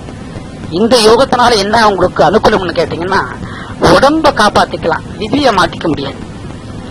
இன்னொரு யோகம் பிராணனை கட்டுப்படுத்தி இந்த துவாரத்துல இத பாருங்க, இடது பக்கம் ஒரு மூக்குல ஒரு துவாரம், வலது பக்கம் ஒரு துவாரம் இருக்குங்க. 2 துவாரம் எல்லாருக்கும் இருக்குங்க. உடனே உங்களுக்கு ஒரு டவுட் இருக்குதா இல்லையா? சில மணி நேரம் இது வேலை செய்யுங்க இடது, சில மணி நேரம் வலது செய்யுங்க. இப்ப நீங்க வேகமா ஓடுறீங்க, மூச்சு என்ன பண்ணுதுங்க? ஆமா, சண்டையா போடுறீங்க, அந்த மூச்சு நின்று போறது இல்லைங்க. இப்ப திடீர்னு இருங்க வர்றேன், பாத்ரூமுக்கு போறேங்கன்னு ஒருத்தர் போறாங்க. சொன்னது பொதுவா தான் பாத்ரூமுக்கு போனாங்க. ஆனா 2க்கு போனாங்களா 1க்கு போனாங்கன்னு தெரியாது. இந்த 2க்கு போய் வராது விட்டுச்சுன்னு வச்சுக்கோங்க, அதோட என்ன பண்றாங்க, ஒரு 5 நிமிஷம் மல்லு கட்டி அதை வெளியே எடுத்து வர்றாங்க. அப்ப என்ன ஒண்ணுதுங்க, இது சிரிக்கிறதுக்கு இடம் இல்ல. அந்த நேரத்துல கூட, அவ்வளவு அசூசியான நேரத்துல கூட இறைவன் காத்து ரூபமா நாசி வழியா போய்கிட்டு இருக்கிறார்.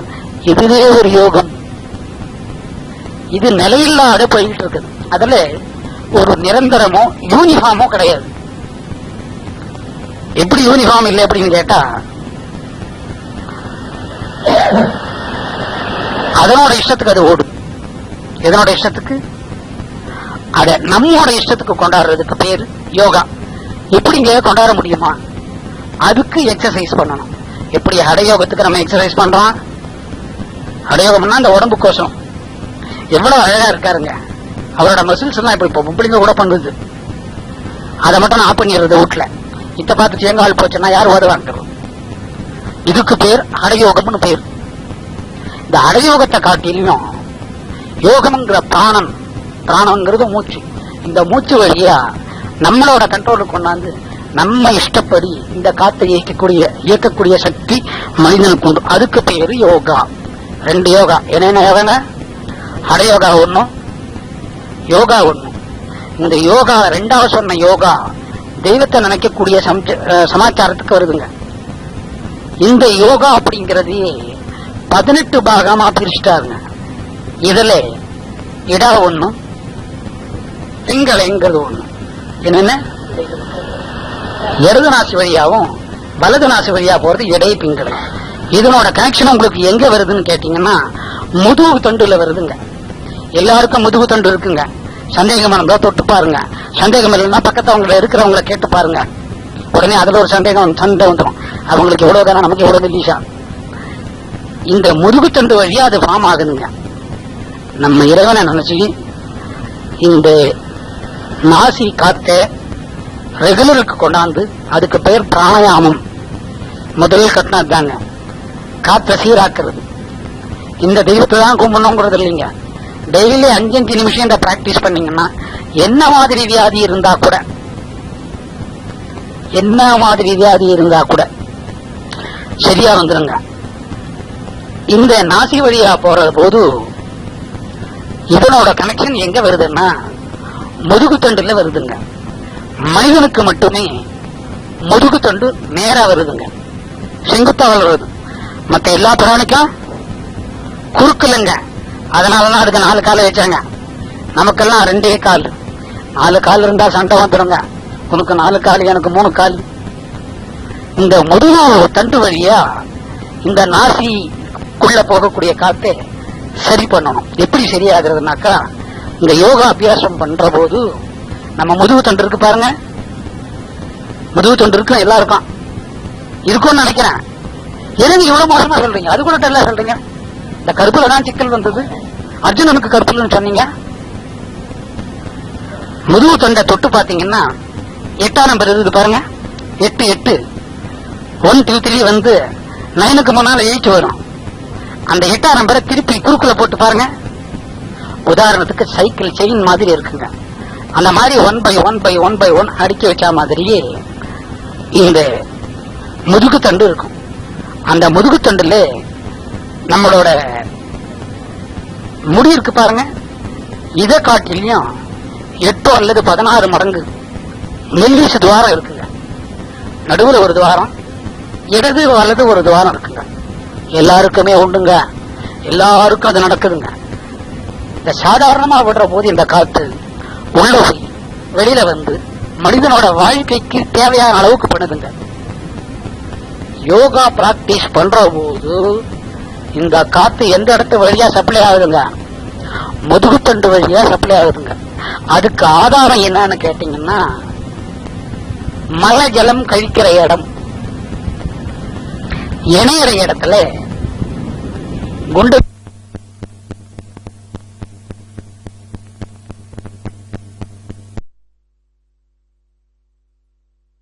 நர்வஸ் இதெல்லாம் அப்படியே பலபலன்னு இறங்கி நெலிஞ்சு போய் அந்த சதைகளெல்லாம் சுருக்கம் வந்துருங்க. அந்த யோகா பண்ணிக்கிட்டே இருக்கணும். அதுக்கு பேர் ஹட யோகம். என்ன யோகம்?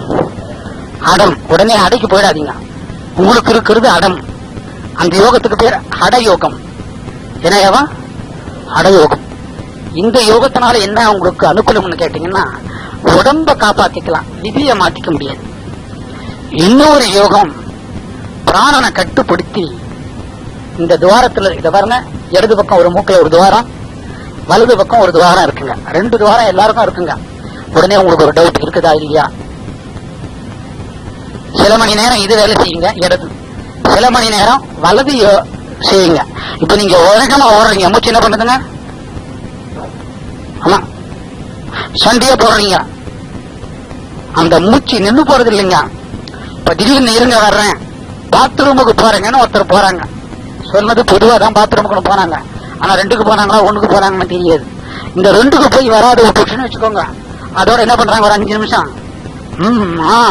மல்லு கட்டி அதை வெளியே எடுத்து வர்றாங்க. அப்ப என்ன பண்ணுதுங்க? இது சிரிக்கிறதுக்கு இடம் இல்ல. அந்த நேரத்துல கூட, அவ்வளவு அசூசியான நேரத்துல கூட இறைவன் காத்து ரூபமா நாசி வழியா போய்கிட்டு இருக்கிறார். இதுவே ஒரு யோகம். இது நிலையில்லாத போய்கிட்டு இருக்குது. அதுல ஒரு நிரந்தரமோ யூனிஃபார்மோ கிடையாது. எப்படி யூனிஃபார்ம் இல்லை அப்படின்னு கேட்டா, அதனோட இஷ்டத்துக்கு அது ஓடும். எதனோட இஷ்டத்துக்கு? அத நம்மோட இஷ்டத்துக்கு கொண்டாடுறதுக்கு பேரு யோகா. எப்படிங்க கொண்டாட முடியுமா? அதுக்கு எக்ஸசைஸ் பண்ணணும். எப்படி ஹடயோகத்துக்கு நம்ம எக்ஸசைஸ் பண்றோம்?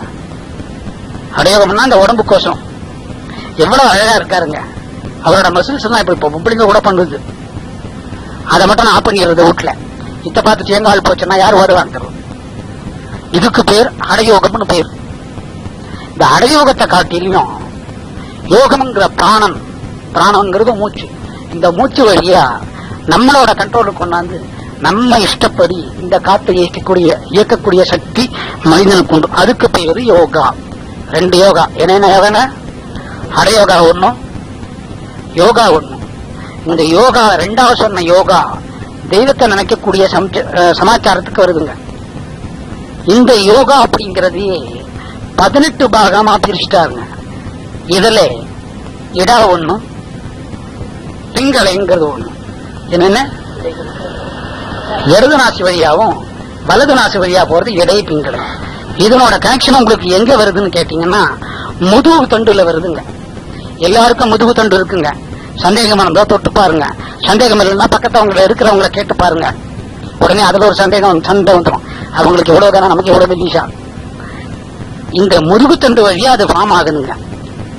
நம்ம இறைவனை நினைச்சு இந்த நாசி காத்த ரெகுலருக்கு கொண்டாந்து, அதுக்கு பெயர் பிராணாயாமம். முதல் கட்டினது தாங்க காற்ற சீராக்குறது. இந்த தெய்வத்தை தான் கும்பிடணுங்கிறது இல்லைங்க. டெய்லி 5 நிமிஷம் இந்த பிராக்டிஸ் பண்ணீங்கன்னா, என்ன மாதிரி வியாதி இருந்தா கூட சரியா வந்துருங்க. இந்த நாசி வழியா போற போது இதனோட கனெக்ஷன் எங்க வருதுன்னா, முதுகு தண்டுல வருதுங்க. மனிதனுக்கு மட்டுமே முதுகு தண்டு நேரா வருதுங்க, செங்குத்தா வருது. மற்ற எல்லா பிராணிக்கும் குறுக்கலுங்க. அதனாலதான் அதுக்கு 4 கால் வச்சாங்க. நமக்கெல்லாம் 2 கால். 4 கால் இருந்தா சண்டை வந்துருங்க. உனக்கு 4 கால், எனக்கு 3 கால். இந்த முதுகு தண்டு வழியா இந்த நாசிக்குள்ள போகக்கூடிய காத்தை சரி பண்ணணும். எப்படி சரியாகிறதுனாக்கா, இந்த யோகா அபியாசம் பண்ற போது நம்ம முதுகு தண்டு இருக்கு பாருங்க, முதுகு தொண்டு இருக்கு எல்லாருக்கும் இருக்கும்னு நினைக்கிறேன். எதுக்கு இவ்வளவு மோசமா சொல்றீங்க? அது கூட தெரியல சொல்றீங்க. இந்த கருப்புல தான் சிக்கல் வந்தது. அர்ஜுனனுக்கு கருப்புலன்னு சொன்னீங்க. முதுகு தொண்டை தொட்டு பாத்தீங்கன்னா 8ஆம் நம்பர் இருக்கு பாருங்க. 8 8 1 2 3 வந்து 9க்கு முன்னால 8 வரும். அந்த 8ஆம் நம்பரை திருப்பி குறுக்குல போட்டு பாருங்க. உதாரணத்துக்கு சைக்கிள் செயின் மாதிரி இருக்குங்க. அந்த மாதிரி 1 by 1 by 1 by 1 அடுக்கி வச்ச மாதிரியே இந்த முதுகு தண்டு இருக்கும். அந்த முதுகு தண்டுல நம்மளோட முடி இருக்கு பாருங்க. இதை காட்டிலையும் 8 அல்லது 16 மடங்கு மெல்லிசு துவாரம் இருக்குங்க. நடுவில் ஒரு துவாரம், இடது வலது ஒரு துவாரம் இருக்குங்க. எல்லாருக்குமே உண்டுங்க. எல்லாருக்கும் அது நடக்குதுங்க. இந்த சாதாரணமா விடுற போது இந்த காத்து உள்ள போய் வெளியில வந்து மனிதனோட வாழ்க்கைக்கு தேவையான அளவுக்கு பண்ணுதுங்க. யோகா பிராக்டிஸ் பண்ற போது இந்த காத்து எந்த இடத்து வழியா சப்ளை ஆகுதுங்க? முதுகுத்தண்டு வழியா சப்ளை ஆகுதுங்க. அதுக்கு ஆதாரம் என்னன்னு கேட்டீங்கன்னா, மழை ஜலம் கழிக்கிற இடம், இணையிற இடத்துல குண்டு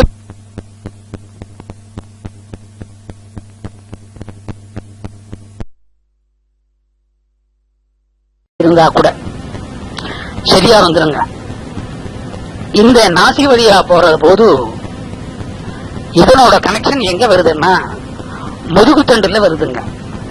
மனிதனுக்கு மட்டுமே முதுகு தண்டு நேரா வருதுங்க, செங்குத்தா வருது.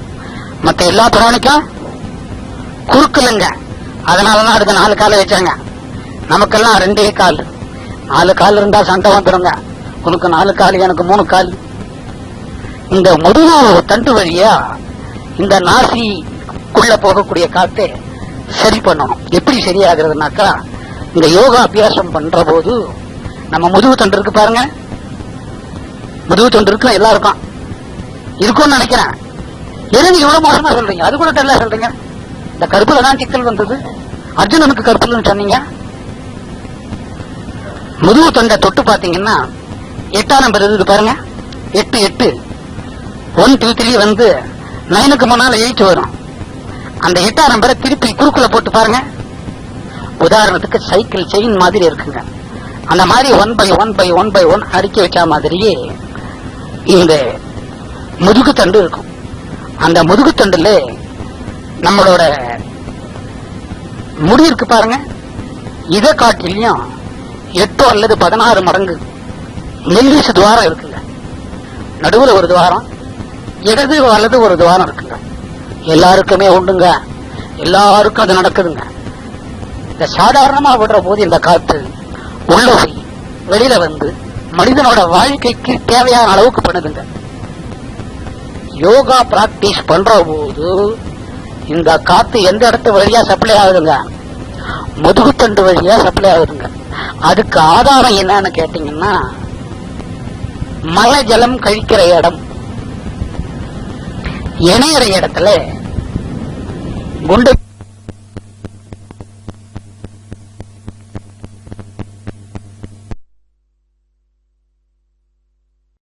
எட்டு அல்லது 16 மடங்கு மெல்லிசு துவாரம் இருக்குங்க.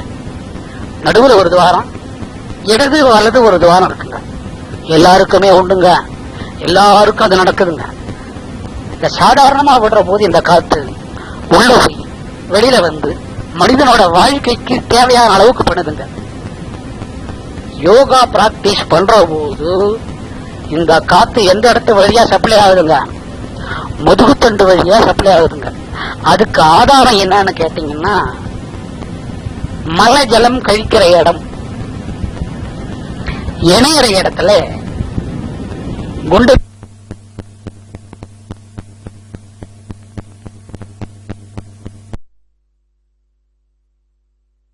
என்னன்னு கேட்டீங்கன்னா, மழை ஜலம் கழிக்கிற இடம்,